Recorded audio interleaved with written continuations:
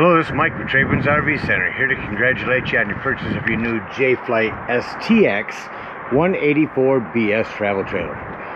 Picked a cool little trailer here. I'm going to walk you around it, show you how to use a few things, get the best out of your camping experience.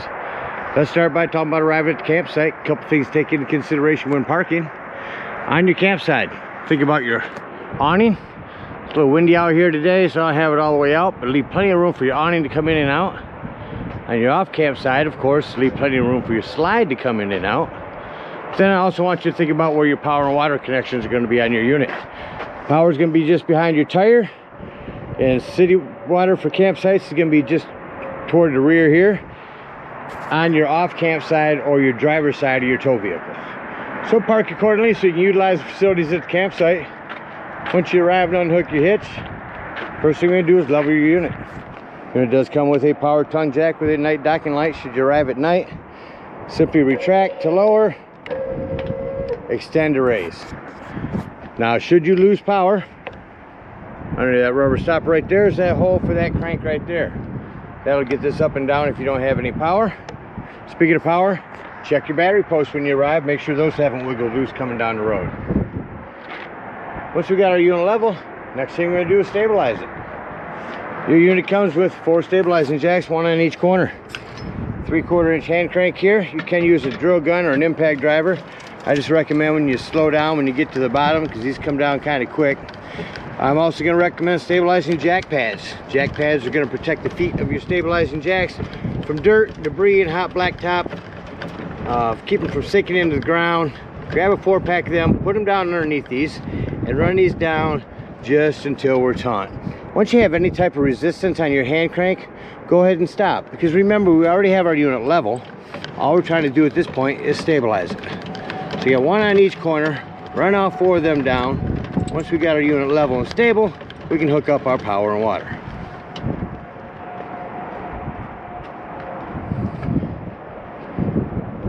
Big, long, maybe it's a 30-foot, 30-amp cord comes with your unit. The way they go on now is they twist into the left, wiggle it in there, and then turn to the right. Put on your black washer. At the end of that 30-amp service, should you need it, in your convenience pack will be a 30 to 15 amp reducer, so you can plug into a 110. Get your power hooked up. Let's hook up our water. At the campsites, we're going to hook up to your city water connection. First and foremost, your water pressure regulator. This water pressure regulator is going to reduce the water pressure to 40 to 50 psi, protecting the lines in your unit. Always use this when putting water in here. Get that on there nice and tight.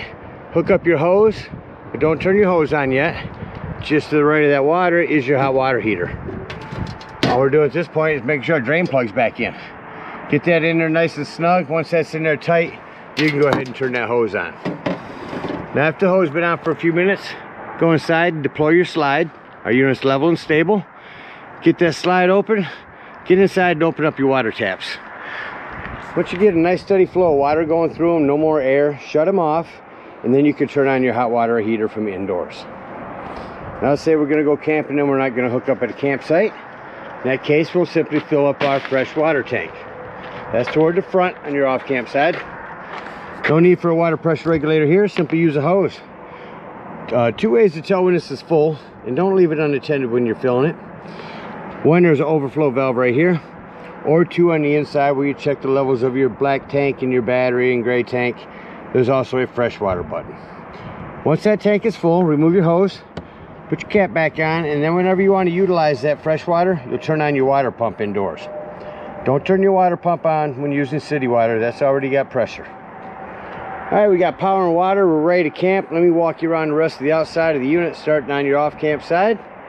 Again, your fresh water. There's your freshwater drain. Your slides. To add to the longevity of the wipers here, wiper sills, you want to keep them flexible. They've got a spray that you can spray on these. Keeps them nice and pliable. Again, your power. There's where we'll dump our black and gray holding tanks. Here's where we'll hook up our city water connection at campsites. This is your hot water heater again. There's where you plug in your cable at the campsite. Spare tire with a cover. That is prepped for a Furion backup camera. Device you can purchase from our store. It sits on the dash of your tow vehicle. Put another piece on this, they electronically communicate, give you a backup camera for the unit. Coming over your campsite, your other stabilizing jacks, your main low point drain for when we're leaving the campsites. A couple of outdoor speakers and a vent for your microwave. That is a flue for your furnace.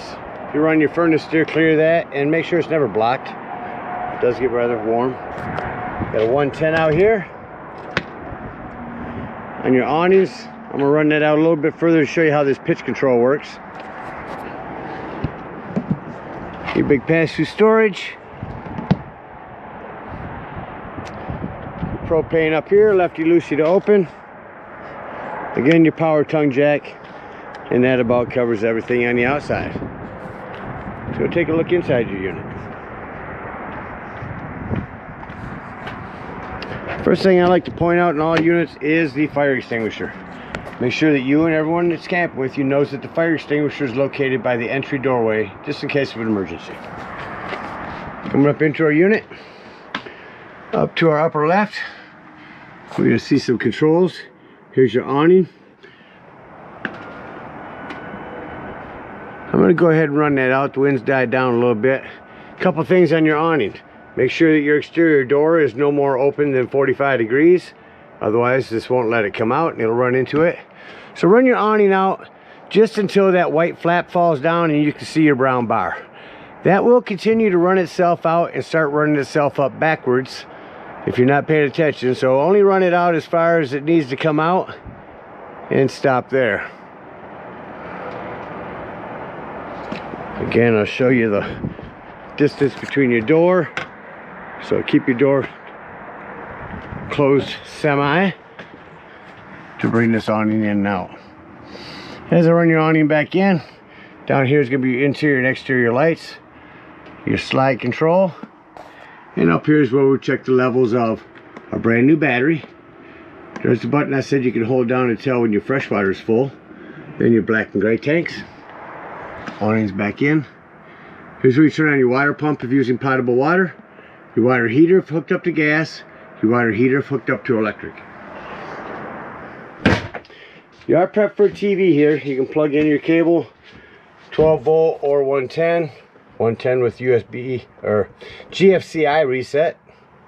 Over here, when you do hook a TV up, before you run a digital channel scan for local channels, make sure that green light's on. That's a digital channel enhancer and it'll help you pick up more channels. Up top's a self-explanatory microwave. Got a light and a fan above your cooktop. So glass top here makes a nice backsplash. On your cooker, turn on your pilot or your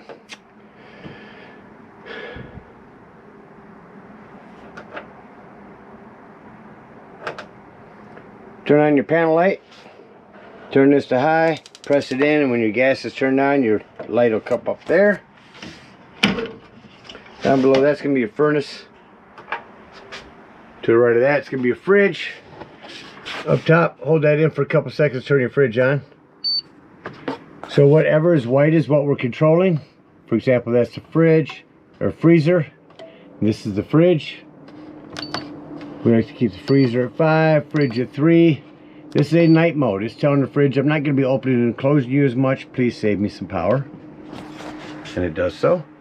In the hallway, here's your thermostat. Crank that on. Now you notice the furnace.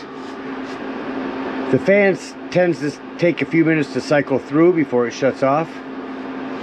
Compared to your AC.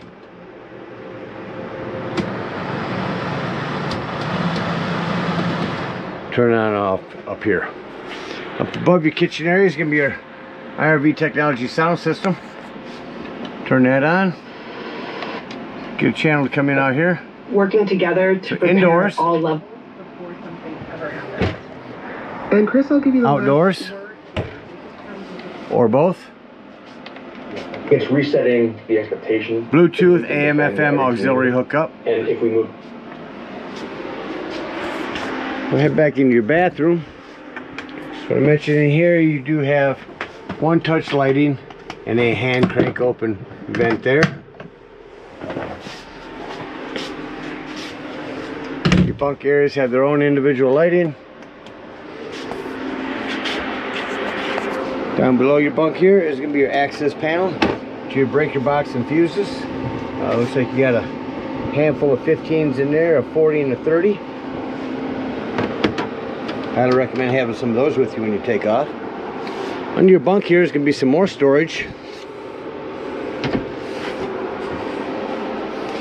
On your table, this arm will fold up underneath, lift up and remove this from your metal piece, set it down on these lips here, and your back cushions on top for another sleeping quarters. Above that, down that is your smoke alarm, individual one-touch lighting up here. On the wall over here is a template. That is in case you ever decide to wire this whole thing for solar. Keep that on there. It tells the text where your solar cables are located. And down below your bed here, on the side, next to the 110, is your 12-volt carbon monoxide propane detector. The reason I mention that's 12 volt, it's always running off your battery. So if you are out dry camping, out boondocking, nothing plugged in charging your battery and you're going to be gone for the day, disconnect your battery post to keep this running your battery down. Also under your bed is access to your water lines. Well, that about covers everything on the inside. Let's act like we're leaving the campsite and close the unit up. I like to start by shutting off my interior lights. Then I can walk around and see any individual lighting I need to shut off. Well, this one-touch lighting is nice. You can just leave one on at night. It kind of lights the whole unit up. I've made sure my ones in the bathroom are off. Doors and drawers. Make sure all doors and drawers are secure. Nothing's going to impede your slide from coming back in. Turn back on my interior lights here. And then up here, we're going to put slide in. One more thing I want to mention before I forget. When you're bringing your slide out, make sure that you tuck your bed curtain off to the side. Otherwise, it's going to get caught up inside there. Remember that when opening.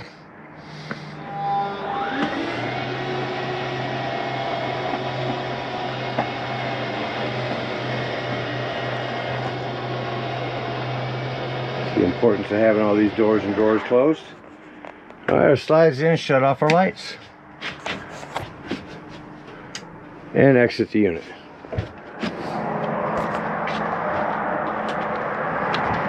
Coming out of the unit.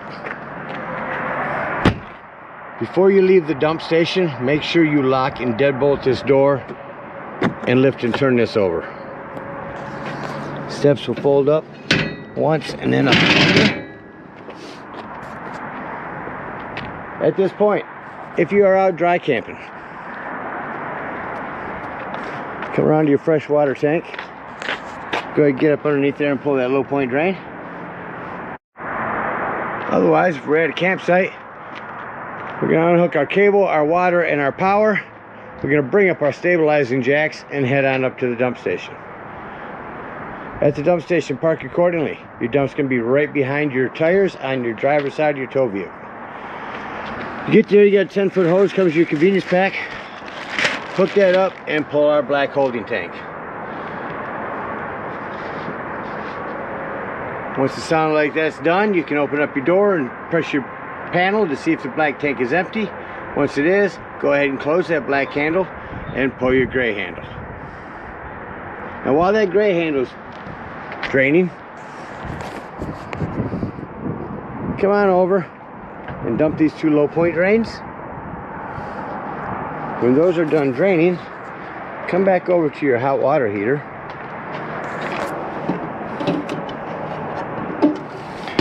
You're going to carefully lift up on this pressure release valve. That's going to dump the remainder of your hot water out of your hot water heater. Push that switch back down, otherwise your door won't close, and then you can pull your drain plug. Once that gray tank's done, that's going to be cleaner water as your sinks and your showers. That'll clean your sewage hose out for you a little bit. Then you can conveniently and sanitarily store your sewage hose right here in your bumper.